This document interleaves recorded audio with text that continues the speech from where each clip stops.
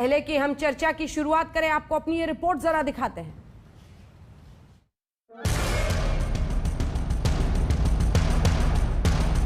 तो उसी यूनिवर्सिटी में अल्हम्दुलिल्लाह 7 लोगों ने इस्लाम की गवाही दी। इस दीन के पैगाम को, इस कुरान और सुन्नत की तालीम को वहां तक पहुंचाना है जहां तक अल्लाह तबारक तआला की तौफीक हासिल होगी। मैंने इंग्लैंड 18 मरतबा इंग्लैंड जाना हुआ। ये तमाम उम्मत मुस्लिमा का ये यूनैनिमस यूनाइटेड एफर्ट है जिसको सबको मिलकर करना है।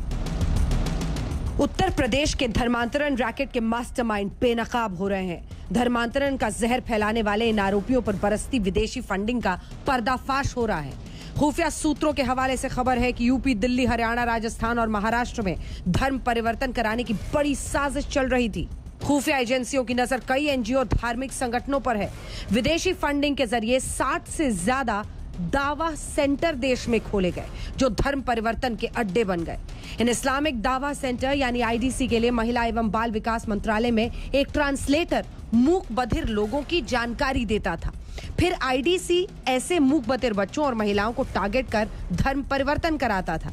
यह आईडीसी जाकिर नाइक के सहयोगी डॉक्टर बिलाल फिलिप से संपर्क में है, जो कतर में मौजूद ऑनलाइन इस्लामिक यूनिवर्सिटी में काम करता है। अमेरिका, कतर, कुवैत में मौजूद कई एनजीओ से धर्म परिवर्तन की आड़ में फंडिंग हो रही थी।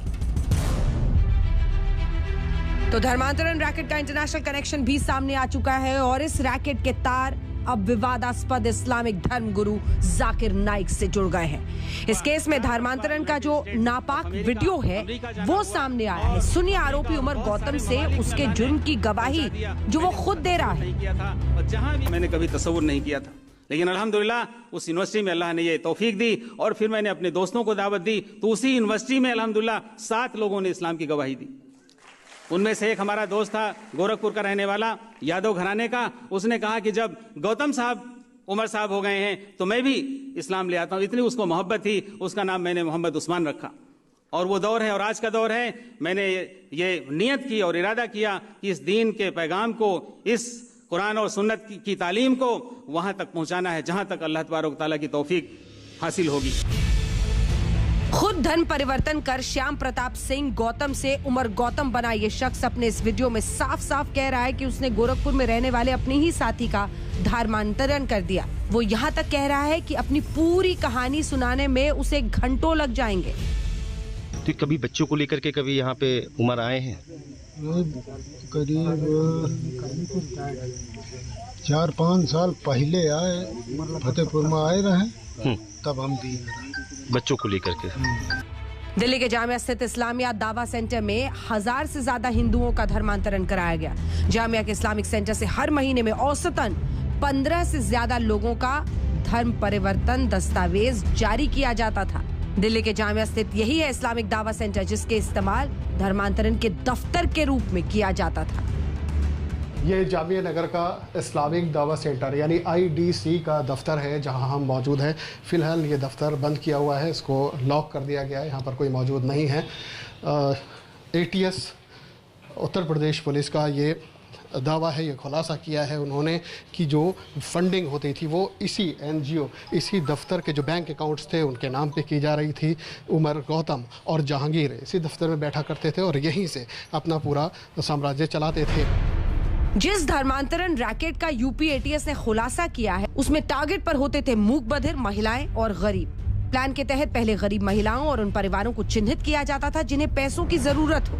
टारगेट की पहचान होने के बाद उमर और मुफ्ती जहांगीर ब्रेन वॉश का काम करते। मकसद था शिकार के मूल धर्म के प्रति नफरत पैदा करना। इसके बाद धर्म परिवर्तन के लिए दबाव बनाया जाता। झांसे में फंसाकर कई बार महिला की शादी मुस्लिम घराने के लड़कों से करा दी जाती और फिर उसका धर्म बदलवा दिया जाता। हर साल करीब 200 से 250 धर्म परिवर्तन कराकर ऐसी शादियों को अंजाम दिया जाता था। कुछ मामलों में ये जबरन भी होता था। गोंडा की इस लड़की की व्यथा सुनिए, जिसके साथ पहले रेप किया गया और फिर धर्मांतरण की कोशिश की गई। मेरे घर जबरदस्ती आया, कहा कि चलो मेरे साथ, तुम्हें 2 लाख रुपए दूंगे। तो मैंने कहा कि मैं नहीं जाऊंगी, मुझे जबरदस्ती पता ले गया। जब मैंने चिल्लाई गुहार की, मेरे गांव के लोग जुटे तो छोड़ दी। फिर उनके भाई और उनके चचा और उनके जीजा जबरदस्ती कहा कि मेरे बाबू से कि ले लो और इस बिटिया को मेरे जात में होने जाने दो, मुस्लिम में।